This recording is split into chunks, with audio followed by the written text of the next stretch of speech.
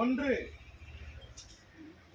நன்மனை என்கின்ற ஒரு புதினம், மற்றொன்று ஸ்ரீ முருகன் டாக்கீஸ் என்கின்ற ஒரு சிறுகதை. இந்த உலகில் ஒரு அற்புதமான ஒரு புதினம், ஒரு நவீனம், ஒரு நாவல் என்பது இல்லம் என்பதுதான். நான் வீடு என்று சொல்லவில்லை, இல்லம். வீட்டில் வசிக்கத்தான் முடியும், இல்லத்தில்தான் வாழ முடியும். இன்றைய தினம் ஒரு நன்மனை என்கின்ற ஒரு இல்ல திறப்பு விழாவில் இந்த வீட்டை நீங்கள் எப்படி அடைந்தீர்கள் என்று நாம் ஒரு பேட்டி போல கேட்டாலே அது ஒரு அற்புதமான ஒரு புதினமாக வந்து நிற்கும். பெரும்பாலும் வீடுகள் பற்றிய கனவு எல்லாருடைய கனவும் இன்பமாகத்தான் முடியும். அந்த வகையில் அதிகாலையிலிருந்து மதிய உணவு வரைக்கும் ஒரு இன்பமயமான ஒரு நாளோடு இன்றைக்கு நான் பயணம் செய்து கொண்டிருக்கிறோம். அந்த வகையில் ஸ்ரீ முருகன் டாக்கீஸ் என்கின்ற ஒரு அற்புதமான படைப்பை கொடுத்திருக்கக்கூடிய எனது ஆரோக்கிய நண்பன் யாழ் ராகவன், தற்போது யாழ் எஸ் ராகவன் என்று அடுத்த கட்டத்தை நோக்கி அவர் நகர்ந்திருப்பதாகவும் நான் பார்க்கின்றேன். யாழ் எஸ் ராகவன் என்கின்ற ஒருவர் ஒரு நல்ல மனிதர். அவருடைய இதயத்தை உடற்கூறு ஆய்வு செய்தால் அதற்குள் பல மனித துளிகள் வெளிப்படுவதை என்னால் பார்க்க முடியும். உதவிகள் பொதுவாக தமிழ் இலக்கியம் இரண்டு உவமைகளில் சொல்லப்படுகிறது. ஒன்று, உடுக்கை இழந்தவன் கை போல.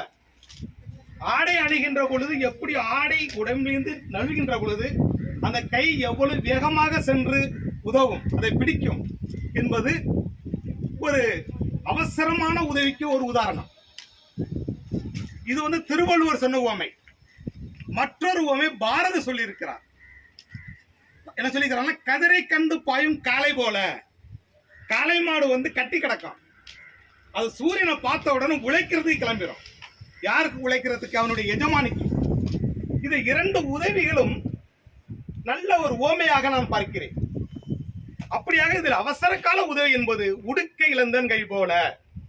அப்படியான ஒரு உதவியை எனக்கு அவர் செய்திருக்கிறார்.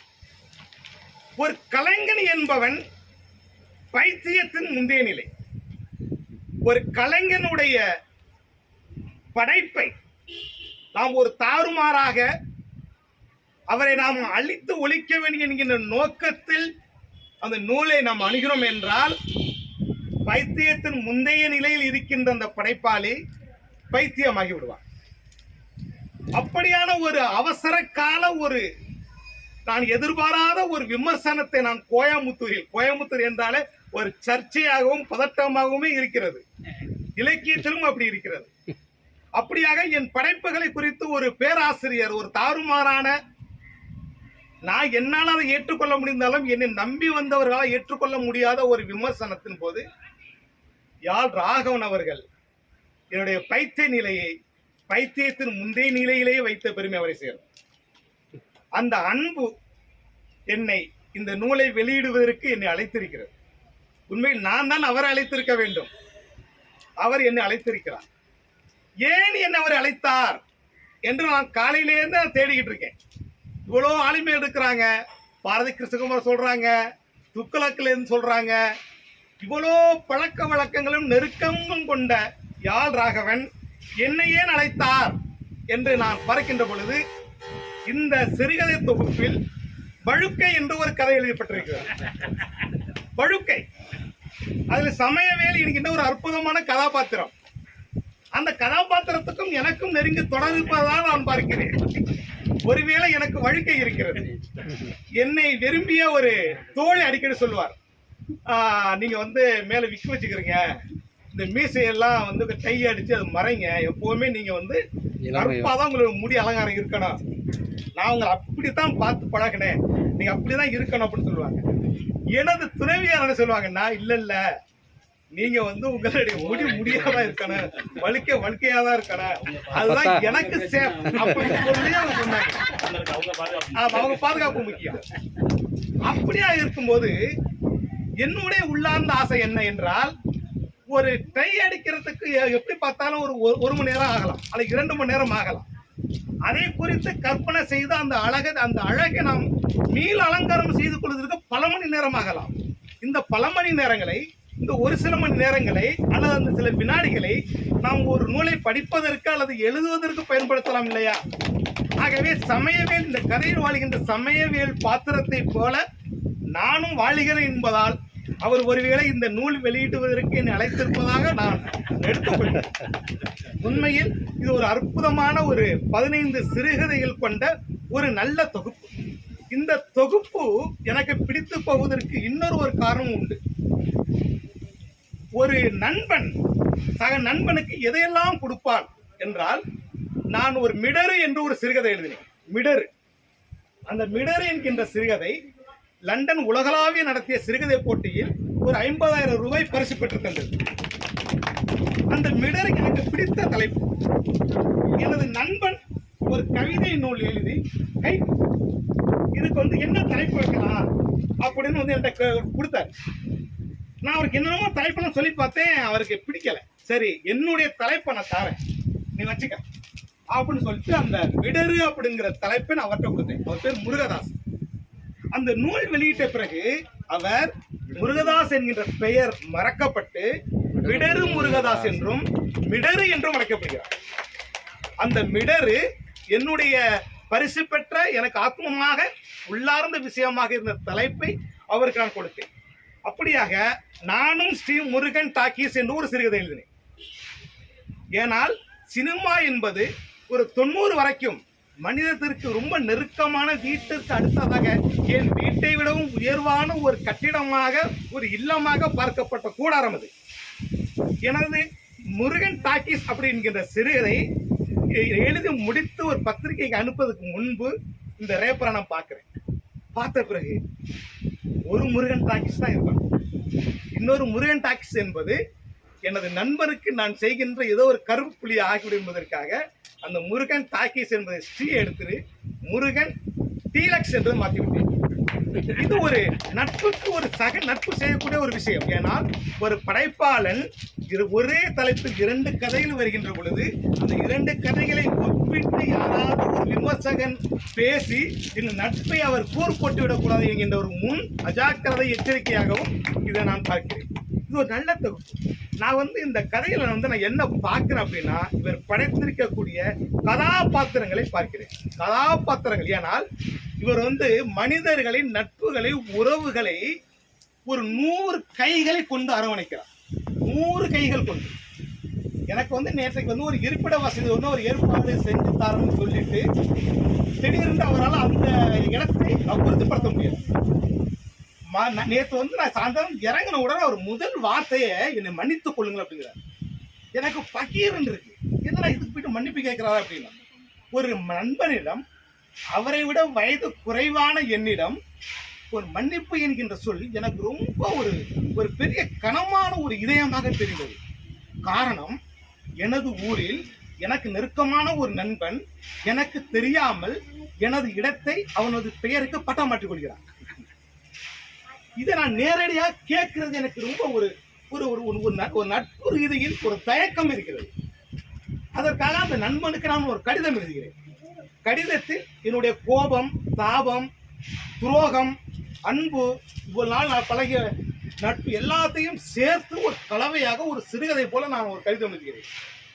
அந்த கடிதத்திற்கு எவ்வளோ நீளத்து நான் கடிதம் எழுதினோ அதே நீளத்திற்கு அவன் பது கடிதம் எனக்கு அனுப்புகிறான்.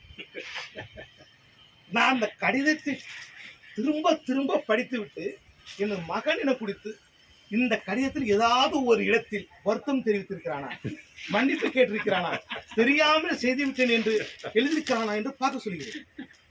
ஒரு இடத்திலும் இல்லை. எனக்கு இந்த உலகத்திலிருந்து ஒரு பெரிய அச்சம் வந்து விட்டது. என்னன்னா ஒரு பெரிய ஒரு வரலாற்று பிழை, ஒரு துரோகத்தை ஒரு நண்பன் செய்கிறான். அதற்காக ஒரு வருத்தம் தெரிவிப்பதற்கு அவனுடைய இதயத்தில் இடமில்லை. இது ஒரு நட்பு. கொடுத்த வாக்குறுதியை நிறைவேற்றணும் அவசியமே இல்லை. நம்ம சந்திக்க தான் போறோம். இவ்வளவு மன்னிப்பு கேட்கிறாரு அப்படி என்றால் அவருக்கு 1000 கைகளால் உறவுகளின் நட்புகளை அரவணைக்கிறார். அப்படி என்றால் 1000 கைகள் என்பது 500 இதயம். அப்படியான அவருடைய படைத்த கதாபாத்திரங்களை பார்க்கின்ற பொழுது ஒவ்வொரு கதாபாத்திரமும் மனசிற்கு நெருக்கமாக இருந்து ஒரு சின்ன ஒரு ஏமாற்றத்தோடு, ஒரு துரோகத்தோடு, ஒரு இழப்போடு நழுவி போவதை பார்க்க முடிகிறது. எம்ஜிஆர் செல்லையா என்ற ஒரு கதாபாத்திரம் முருகன் டாக்ஸில் வரக்கூடிய ஒரு அற்புதமான ஒரு பாத்திரம். நான் முருகன் டாக்ஸி பார்த்த விதத்திற்கும் இவர் முருகன் டாக்ஸில் பார்த்த விதத்திற்கும் நீங்கள்லாம் ஒவ்வொரு சினிமா தியேட்டரை பார்க்கும் விதத்தையும் நாம் சேர்த்தோம் என்றால் அது பல நூறு கதைகளாக உருமாற வாய்ப்பு இருக்கிறது. ஏன்னா நான் எழுதிய கதை வேறு, இவர் எழுதிய கதை வேறு. அப்போ அந்த முருகன் டாக்கீஸ் அப்படிங்கிற கதையில செல்லையாங்கிறவர் ஒரு எம்ஜிஆர் கதாபாத்திரமா மாறுறாரு. நான் கூட இது சொல்லிக்கிட்டு இருந்தேன். சிறுகதைகளில் எம்ஜிஆர் பேசப்படுகின்ற அளவிற்கு, எழுதப்படுகின்ற அளவிற்கு சிவாஜி கணேசன் எழுதப்படவில்லை. அப்படி என்றால் அரசியலிலும் சினிமாவிலும் ஜெயித்த ஒரு எம்ஜிஆர் சிறுகதைகளிலும் வாழ்கிறார் என்பதுதான் பெரிய விஷயம். அவர் எம்ஜிஆர் மாதிரியே வாழ்றாரு, எம்ஜிஆர் மாதிரியே கட்சி பச்சுக்கிறாரு, எம்ஜிஆர் மாதிரியே எடுத்து வீசுறாரு. பிரச்சனைகளை சினிமா தியேட்டருக்கு உள்ளேயும் சினிமா தியேட்டருக்கு வெளியேயும் எம்ஜிஆர் மாதிரியே அவர் வாழ்கிறார். அப்படியாக ஒரு வீட்டை விடவும் ஒரு உயர்வாக பார்க்கப்பட்ட அந்த சினிமா தியேட்டர் அழித்து ஒழிக்கப்படுகின்ற பொழுது, அழித்து ஒழித்தல் என்பது ரசிகர்கள் யாரு சினிமாவெல்லாம் பெரிய இடத்துல வைத்து கொண்டாடினமோ அவர்களே அந்த சினிமா தியேட்டரை அழிக்கின்ற பொழுது அவனுடைய வாழ்வு என்ன ஆகிறது அப்படிங்கிறதை ரொம்ப ஒரு வலியோடு சொல்லப்பட்ட கதையாக இந்த முருகன் டாக்கீஸனுடைய கதாபாத்திரம் இருக்கிறது. இப்படியாக நிறைய கதாபாத்திரங்கள். பெரிய தம்பி அப்படின்னு ஒரு கதாபாத்திரம். பெரிய தம்பினா யாரு அப்படின்னு யாரும் கிடையாது, யாழிஎஸ் ராகவன் தான். நான் ட்ரெயினில் வரும்போது பார்க்குறேன், எங்கெங்கெல்லாம் மஞ்சள் விளக்கு எரியுதோ அந்த மஞ்சள் விளக்கு பார்க்கின்ற பொழுது எனக்கு இந்த கதையில் வருகின்ற மஞ்சள் விளக்கு தான் ஞாபகத்துக்கு வருகிறது. எங்கள் ஊரில் ஒரு பெண் இருந்தா, அதனால் நான் நினைச்சே பார்க்க முடியாது. அந்த பொண்ணு எப்போ குளிச்சாங்கிறத சொல்ல முடியாது. ஒரு 5 வருஷம் இருக்கலாம். ஒரு பைத்திய மனநிலையில் இருக்கக்கூடியவங்க, சிரிச்சுக்கிட்டே போவாங்க, சிரிச்சுக்கிட்டே வருவாங்க. எப்போ உடுத்துன அந்த உடை கிழிஞ்சிருக்காது, ஆனால் அழுக்கா இருக்கும். முடியெல்லாம் பார்த்தீங்கன்னா சுருட்ட முடியா இருக்கும். கிட்ட போனால் ஒரு வாடை இருக்கும். என்ன ஆச்சரியம் என்றால், என்ன அதிர்ச்சி என்றால், என்ன வெட்கக்கேடு என்றால், அவள் ஒரு யார் மூலமோ கற்பிணியாகி ஒரு வழியோடு குழந்தை பெற்றெடுத்தாள். இதை நீங்க நினைச்சு பாருங்களேன், யோசிக்கவே முடியாது. கிட்ட போகும் பொழுது ஒரு பெரிய நாட்டம் கொடுக்கக்கூடிய அந்த கதாபாத்திரத்தை இழிவாக சொல்லவில்லை, ஆனா அப்பேற்பட்ட கதாபாத்திரத்தை கற்பனையாக்கக்கூடிய அந்த துரோகம், குரூரம் இருக்கு இல்லையா, அந்த ஆண் உலகம், அப்படியான ஒரு கதாபாத்திரத்தை தான் இந்த மஞ்சள் விளக்கு என்கின்ற ஒரு கதை பேசுகிறது. ஒரு வலியான கதை. அப்படியான ஒரு பெண்ணை ஒரு உயர்வான ஒரு பாதுகாப்பான இடத்தை நோக்கி அடைக்கலம் கொடுக்கக்கூடிய அந்த பெரிய தம்பி கதாபாத்திரமாகவும் நான் யாழிஎஸ் ராகவனை பார்க்கிறேன். இப்படியாக நிறைய கதாபாத்திரங்களோடு வாழ்கிறார்கள். எனக்கு இந்த பேச்சு தொடங்கும் போது கூட பெரியோர்களே தாய்மார்களே அப்படின்னு பேசலாம்னு கூட நான் ஆசைப்பட்டேன். ஆனால் அந்த பெரியோர்களே தாய்மார்களே அப்படிங்கிற ஒரு அந்த கதைக்கு இல்லை, மாசானம் அப்படிங்கிற ஒரு கதாபாத்திரம். அந்த சொல்ல கேட்டால் அவனுக்கு அவனை நினைத்து வெட்கமாக இருக்கிறது. ஒரு பெரிய ஒரு ஓவியனாக இருக்கிறான். அந்த ஓவியம் அவனுடைய தலைவரை மட்டும்தான் வரையுது. அவன் பேச்செல்லாம் அந்த தலைவனை குறித்து தான் பேசுறான். அவனுடைய உலகமே அதை குறித்து தான் இருக்கு. அப்படியான ஒரு தலைவன் யாரை பிடிக்காதோ அல்லது எந்த கட்சியை பிடிக்காதோ அந்த கட்சியை நோக்கி இவன் நகர்கின்ற பொழுது அரசியல்வாதிகள் மீது ஒரு பெரிய ஒரு அதிருப்தி வருகிறது. இப்ப தாய்மார்களே, பெற்றோர்களே, தாய்மார்களே அப்படிங்கிற அந்த சொல்லாடல் அவனுக்கு ஒரு வலியை கொடுக்கிறது. அப்படியான சில சொற்களை வைத்தும் ஒரு நல்ல ஒரு வலியை இந்த கதைகள் பேசுகின்றது. இப்படியான கதைகள் நிறைய இருந்தாலும் பா ஜெயராஜ் அப்படின்னு ஒரு கதாபாத்திரம். நான் ஒரு 18 வயசு எழுத தொடங்கியது. 18 வயது 2014 நான் முதல் தொகுப்பு வெளியிட்டேன். 2014 இருந்து 2024 வரைக்கும் தான் கிட்டத்தட்ட ஒரு 150 கதை எழுதியிருக்கேன். இந்த யாழிஎஸ் ராகவனுடைய வருகையை நான் இன்னொரு விதமாக பயன்படுத்திக் கொண்டு ஒரு 2014 இருந்து 2024 வரைக்கும் எழுதப்பட்ட கதைகளை தொகுத்து ஒரு வால்யூமை கொண்டு வர்றான். ஒரு 100 கதைகள் அப்படிங்கிறதுக்காக போயிட்டு ஒரு பதிப்பகத்தை பார்த்தேன். இதில் உள்ள எல்லா கதைகள் போலவும் நான் கதை எழுதியிருக்கேன். ஆனால் இந்த அரூப வண்ணம் அப்படிங்கிற கதையை போல நான் ஒரு கதை எழுதியிருக்கேன். அப்படி என்றால் இனி ஒரு கதை நான் எழுதணுமா? அவசியம் இல்லை. ஒரு உணர்வை, ஒரு வலியை, ஒரு கதை எழுதப்பட்டு சரியாக எழுதப்பட்டு விட்டேன் என்றால் அந்த கதையை நாம் திரும்பவும் வேறு விதமாக எழுதி பார்க்க வேண்டும் என்பது ஒரு முயற்சிப்பது, அது ஒரு வகையான சுயநலம் சார்ந்த பிரச்சனை அல்லது காப்பிரைட்டான விஷயம். அப்படியான ஒரு அற்புதமான ஒரு கதை அவர் படைத்திருக்கிறார்.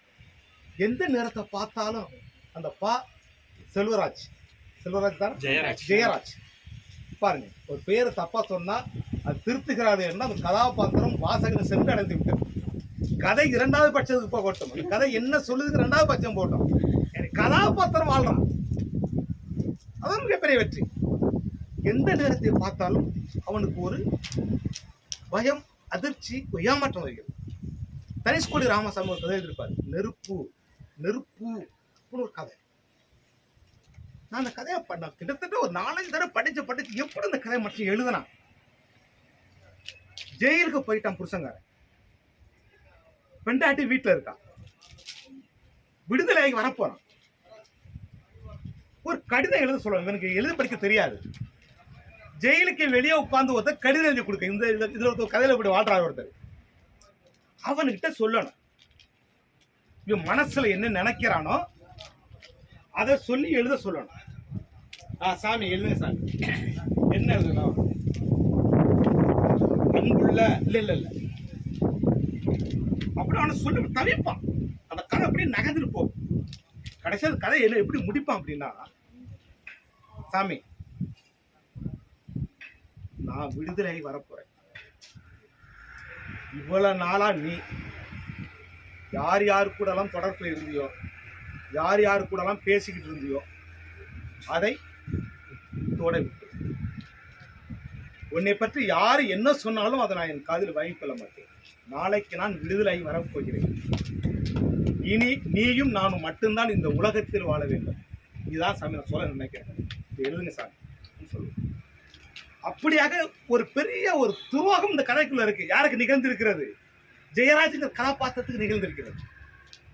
ஆனா அந்த கதையை அவரு ஆரம்பத்திலிருந்து சொல்லாம கருப்பு நிறை காக்காயை பார்க்கின்ற பொழுது அவருக்கு ஒரு அரூபம், ஒரு கழுதையை பார்க்கின்ற பொழுது, இந்த சேலைகளை பார்க்கின்ற பொழுது, வேட்டிகளை பார்க்கின்ற பொழுது ஏன் இப்படி இப்படி சுத்தி வாராருன்னு பார்த்தோம்னா, ஒரு எளிமையாக வாழ தெரியாதவர்கள் நகரத்தில், ஏன் இன்னும் கிராமத்திலும் கூட ஆடைகளில் நகைகளில் மயங்குகின்ற பெண்கள் எப்படி தன்னுடைய கணவனை இழந்து ஒரு வேறொரு கணவனோடு, இந்த கதையில பாத்தீங்கன்னா அவ இன்னொருத்தன் கூட போயிருந்தா கூட பிரச்சனை இல்லை, கல்யாணம் செய்யப்பட்டு இன்னொருத்தன் கூட வாழ்கின்ற சாந்தி அப்படிங்கிற கதாபாத்திரமும் ஜெயராஜுக்கு என்ன வழி இருக்கிறதோ அதே வழிதான் சாந்திக்கும் இருக்கிறது. அப்படியாக பழகுகின்றவள் ஒரு ஆடைக்காக ஒரு தோழியோடு பழகி அந்த தோழியினுடைய கணவனோடு பிரிந்து போகின்ற பிறகு ஏற்படுத்தக்கூடிய வழியை மிக அற்புதமாக எழுதியிருக்கிறார். உண்மையில் எனக்கு என்ன ஒரே வருத்தம்னா, இந்த தொகுப்புக்கு நீ அரூப வண்ணம்னு தான் பெயர் வச்சிருக்கணும். ஏன் ஸ்ரீமுருகன் டாக்கீஸ் என்றால் ஒருவேளை சினிமா துறைக்கு போகணும்னு வச்சிருவாரா, இல்ல பரவலா கவனிக்கப்படும் என்று வச்சிருக்காரான்னு தெரியல. ஆனா முருகன் டாக்கீஸ்னா எல்லாருக்கும் புரியும்.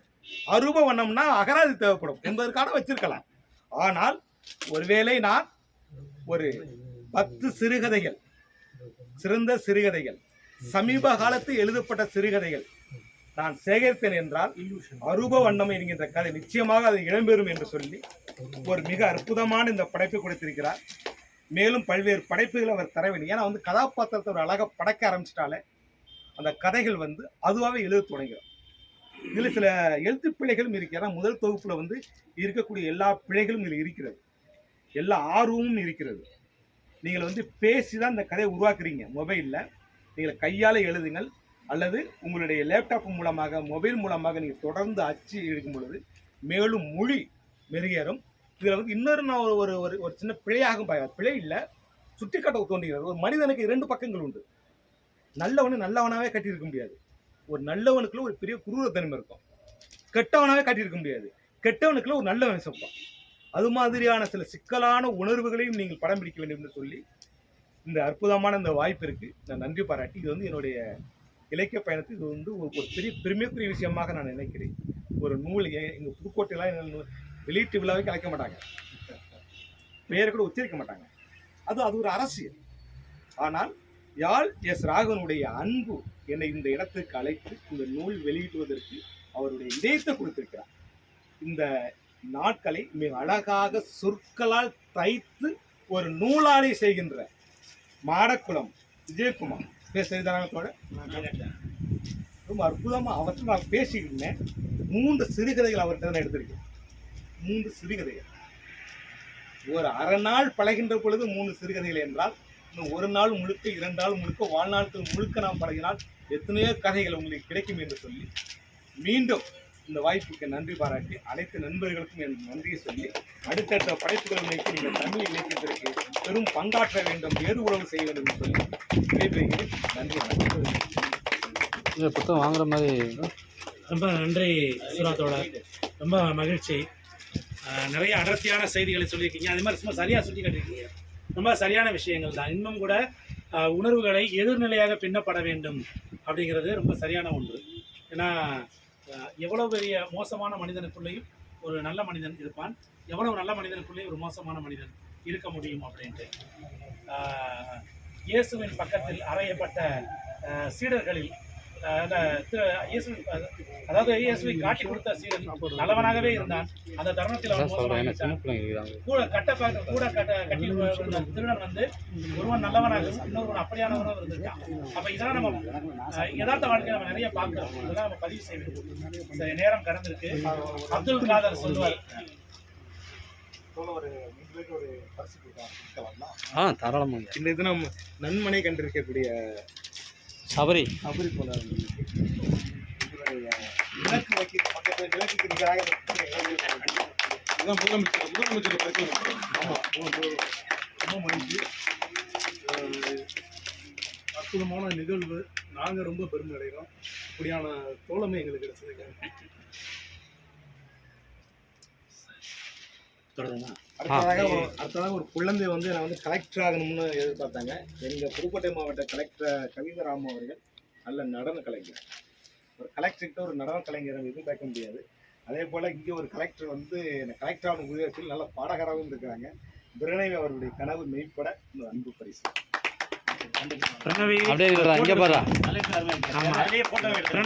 வாழ்க்கையில குறிச்சு வச்சுங்க. மிகப்பெரிய எழுத்தாளர், விருது பல விருதுகள் வாங்கின எழுத்தாளர் உங்களை ஆசீர்வதிக்கிறார். சேர்ந்துலங்கக்கா சுகந்தி அவங்க கணவர் கூட நிற்கிறாங்க. சார் வாங்க எடுங்க. பாப்பா இங்கே பாரு.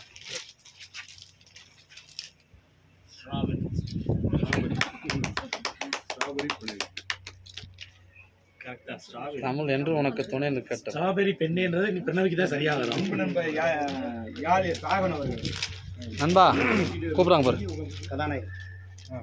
விழாவின் நாயகன், முருகன் டாக்கீஸின் உரிமையாளர்.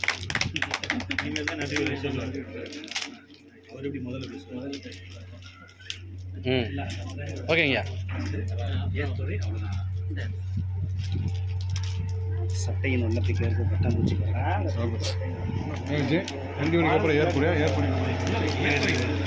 கடைசியாக தான் நன்றி. என்னடா அது போயிருமா? அடுத்த வாங்க வாங்க. இல்லை ஒரே ஒரு விஷயம், இது மட்டும் ஒரு பாட்டு.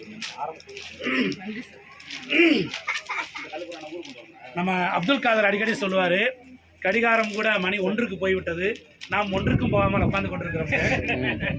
சரிங்களா? அதனால உண்மையாகவே நம்ம மணி 1 ஆயிடுச்சு. ஆனால் நம்ம 1க்கும் போகாமல் இலக்கியத்தின் பார்க்கொண்ட ஈடுபாடுனால அப்படியே உட்கார்ந்துருக்கிறோம். இந்த நிகழ்வில் மேலும் சிறப்பிக்க, மேலும் இதை வந்து ஒரு வண்ணமயமாகவும் வாசமயமாகவும் பிரணவியினுடைய பாடல் எப்படி ஒன்று கிடக்கணும்.